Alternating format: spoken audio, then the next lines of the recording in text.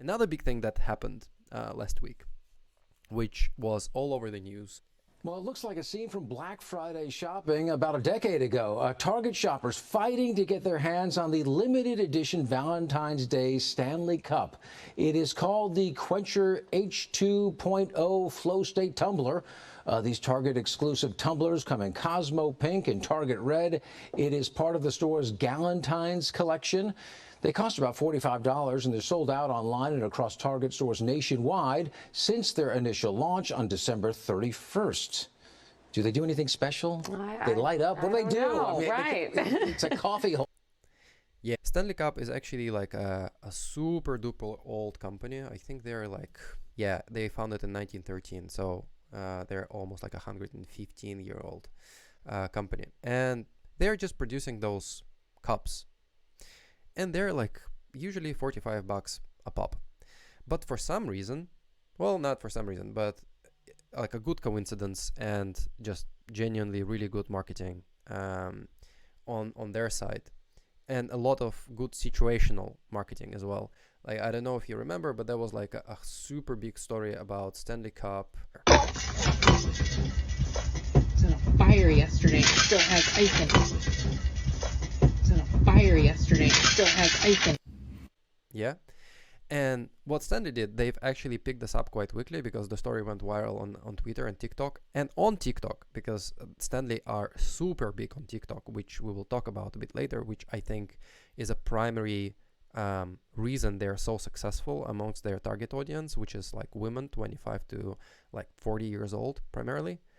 Hey Danielle, my name is Terrence Riley. I'm the president of Stanley. And we've all seen your video. Wow, what an ordeal. And we're all really glad you're safe. Thanks for sharing the video because, wow, it really shows how our Stanleys are built for life. Because what it went through with you, I couldn't think of a better example of our product's quality. But anyway, we're glad you're safe. I've seen a lot of comments that we should send you some. Well, we've never done this before. And we'll probably never do it again. Yeah, well, there you go. And they bought her a car. They refunded a car, which is insane, right? Like, it's super cool that they've done this. Well, you can see that, first of all, it's shit tons of content. And a lot of content is actually a content that is so much so, in fact, that you can see that there's like a bunch of accounts of people that are just like Stanley Cups, Stanley Cups, Stanley Cups, Stanley Cups. And it's pretty crazy. Super crazy, so crazy that people are, and there you go, you have this, like, people are going in, and as they've mentioned, like it's a Black Friday several decades ago. I think the formula here is very interesting and very simple.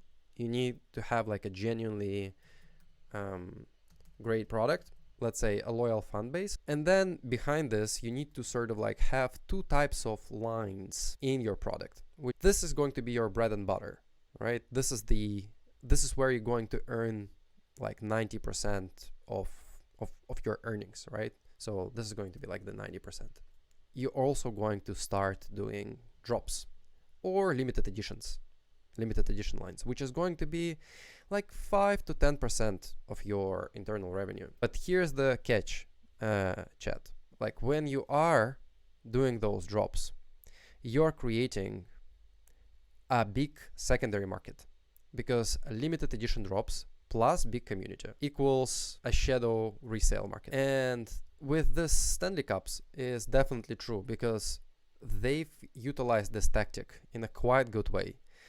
And now they've grown from 70 million of the annual revenue in 2019 to 750 billion, to almost $1 billion company in 2023, which is bananas.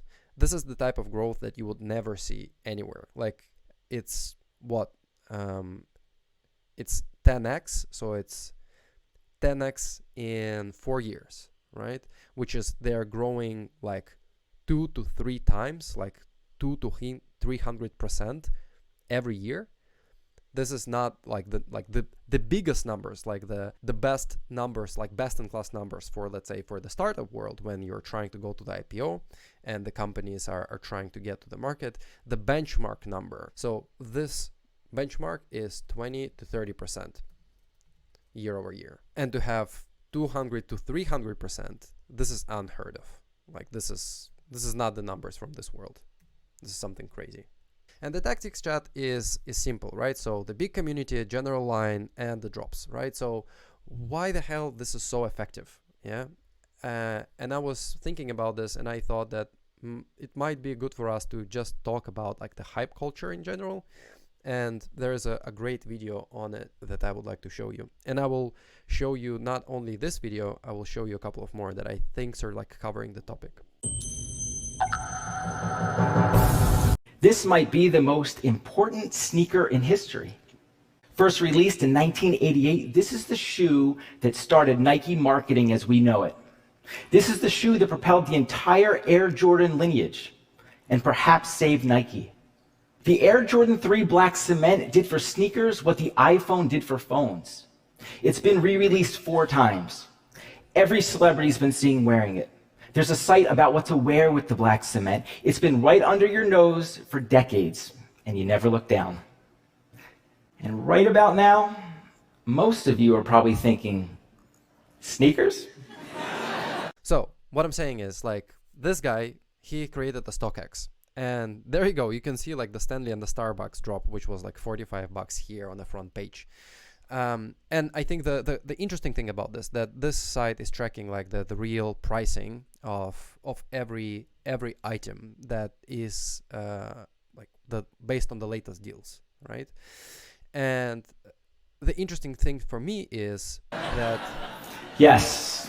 this moment when he presented this on the Tech Talk is basically the moment when the sneaker culture died, right? Because I think people weren't buying things for like to wear anymore. They were doing this as a investment. States alone at a value of $1.2 billion. And that's a conservative estimate. I should know. I am a sneakerhead. This is my collection. In the pantheon of great collections, mine doesn't even register. I have about 250 pairs, but trust me, I am small time. People have thousands. I'm a very typical 37-year-old sneakerhead. I grew up playing basketball and Michael Jordan played. I always wanted Air Jordans. My mother would never buy me Air Jordans. As soon as I got some money, I bought Air Jordan. Literally, we all have the exact same story. But here's where mine diverged. After starting 3 companies, I took a job as a strategy consultant, where I very quickly realized that I didn't know the first thing about data. Thank you. Because you single-handedly ruined the sneaker culture for us, man. That's my honest take on this. Because honestly, I think when people are trying to hustle and when people are trying to buy and sell things, this is becoming a game of numbers, right? Like people are not doing this for the love of the product. They are doing this to earn an additional like revenue. Like they're trying to make it a revenue source. And I think that's what destroying like a community. Like going back to this graph, right? Like the big community and the drops, like limited drops, obviously people are buying it and they're creating a reseller market. But the reseller market is actually like creating like a negative impact on the community, right? So you're killing your community.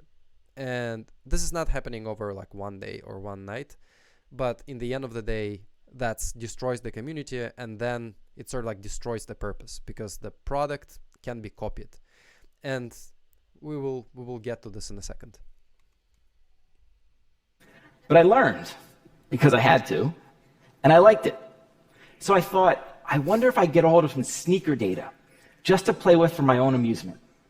The goal was to develop a price guide, a real data-driven view of the market. And 4 years later, we're analyzing over 25 million transactions, providing real-time analytics on thousands of sneakers. Now, sneakerheads check prices while camping out for releases. Others have used the data to validate insurance claims. And the top investment banks in the world now use resale data to analyze the retail footwear industry. And here's the best part. Sneakerheads have sneaker portfolios. Nice. So basically, when the culture is transcending into this, when it's transcending into like the data graphs and like financials, it's not a culture anymore. Now you're like a stockbroker. You're just looking at this from like a financial perspective. So I think that's not like that's what killing a community. And I think if you look at any of the like this sort of like the death of hypebeast culture, this is sort of like what in the end sort of like started to be like a very prevalent thing on the market when. And I think even for me as a consumer, when I'm going on like a Nike or I don't know, like even Vans or Crocs or whatever the brand is, sometimes the items or the silhouettes or the colorways that you want to buy because they're just like good looking, you cannot because they're selling in seconds and they're dropped in a very limited quantities because they are limited drops. So let's go back to this, right? So the general line and the limited drops idea. Where does this idea coming from and what this idea really is? This idea is called limited supply. And the big problem with the limited supply idea, in my opinion, as a tactics, I think it's definitely profitable. It's definitely creating like a big revenue spikes for the companies. That's why companies are doing this. And this idea is definitely not something that is new under the sun. So this thing that like people are doing on the StockX and the thing that he is doing here, which is essentially like on our side, on the consumer side, people are doing what is called retail arbitrage, right? So they're looking at the selling price, they're looking at the purchase price, they're trying to figure out how to purchase something and sell it with a profit, right? So that's a very natural thing for people to do. But the thing that the reason that they're doing this is totally artificial. Like there is no actual limited supply on the Stanley Cup or on the Jordan 11s. This supply limitation is definitely created by the seller. They are like consciously not producing enough of those, even though they are aware of the fact that this is going to be a very like cool colorway and people would like to buy it. So they're limiting supply for the specific reason. They're trying to create this resale market. They're trying to invest into the moments that will create big hype for them so the general line would get purchased. Because people cannot buy the drop, guess what? What they will do? They will go to the general line. And that's how you're creating your 90% of the profits. And that's sort of like the idea behind this, right?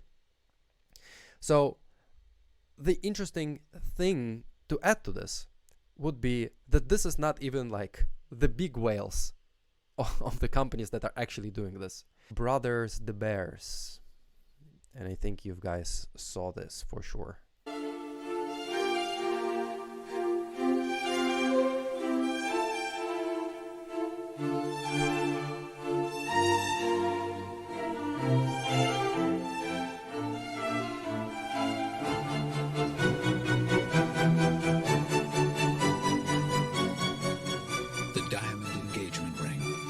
Could 2 months' salary last forever? A diamond is forever. De Beers. Yeah, the diamond is forever.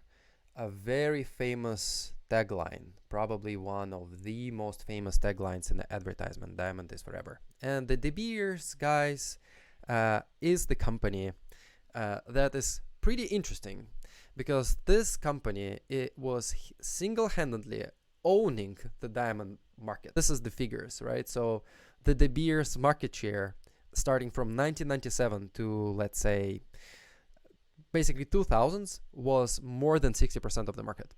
And because of that, because they've owned the market and they were the company to go to if you want to buy diamonds, guess what they did? They've basically said, we will control the price for it. So the mining of the diamonds was actually like in a much bigger way. They have a lot of it, but because they've owned the supply, they could limit the supply and increase the price, right? Like to the point that there's actually like a very famously, I think it's even on the wiki. So the Bears Settle in 1994 charged the bears had colluded with General Electric to fix the price of industrial diamonds, and in 2008 the bears agreed to pay 295 million class action settlement after occasion of a price fixing. And they've done this because the General Electric created industrial diamonds, and the industrial diamonds, guess what? They are fake diamonds. And you can buy a fake diamonds, and the fake diamonds would be exactly like the normal diamonds, the fianites, right? Like those stones are identical to like the carbon stones that you can mine, right? There is no difference between them. The only difference between them is the price. So right now the price for like the fake diamond would be like 4 times less, but chemically they're exactly the same.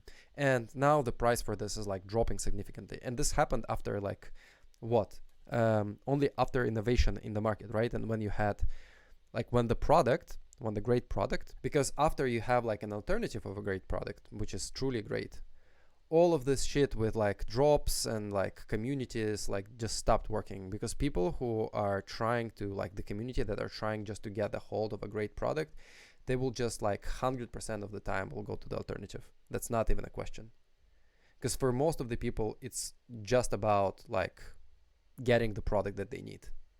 It's not really about the resale market, and this resale market really exists because people would like to get the product they need. They just cannot do this otherwise, so they will search for the alternative.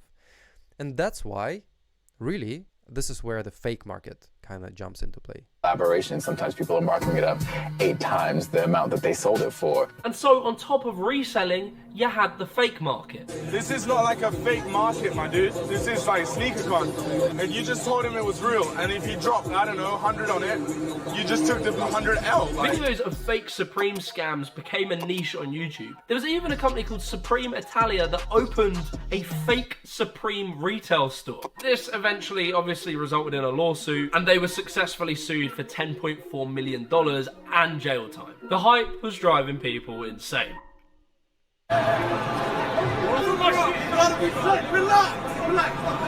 And so it was only a matter of time before the bubble would burst on the hypebeast. Let me show you guys just a few of the pickups before I get into what the main point of this video is, which is my hypebeast retirement. Into 2020, Supreme sold to an investment company called VF for a whopping $2.1 billion. Streetwear was becoming very oversaturated and very commercial. After the Louis Vuitton collab, many more luxury brands got involved in streetwear. Streetwear was now high-end. The middle classes, the upper classes were enjoying streetwear. It was no longer gritty. Yo, what's going on, hypebeast? My name is Hold Blaze.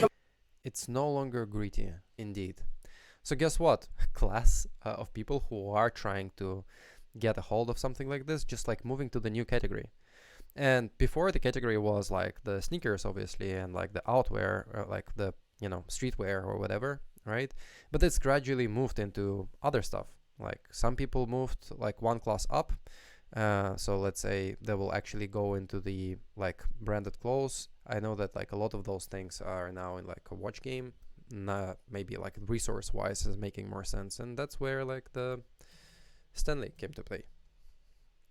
And I feel like the problem here is not the consumers, and it's not the reseller market. The problem here is the limited supply chain idea. You are making a deliberate choice of creating those limited edition series, which is going to create a hype for your community. So it's like a short-term profits for the sake of destroying the community, which I think is pretty sad. But at the same time, financially, this works. Like, for sure this works. Because this worked in the diamond industry, it works for all of those high brands and the sneakers. Now it works for Stanley, and this works for watches and luxury industry for a very, very long time, because the same is happening for, let's say, Rolexes, which is very famously like you cannot go to the store and just buy one, right? Like you have to buy some lower tier stuff before you are actually even invited to this, therefore the reseller market. So this markets are being created, and I think the companies are not even like, some of the companies are paying some of the attention, obviously, because I know that Nike was very concerned with this, at least on paper. I don't know like what the higher ups executives are thinking, but the guys on the ground, the ICs, the guys who was working on our teams, were definitely like concerned with this culture for sure. So that's that. That's the that's the hype train for you. Okay, moving on. There was another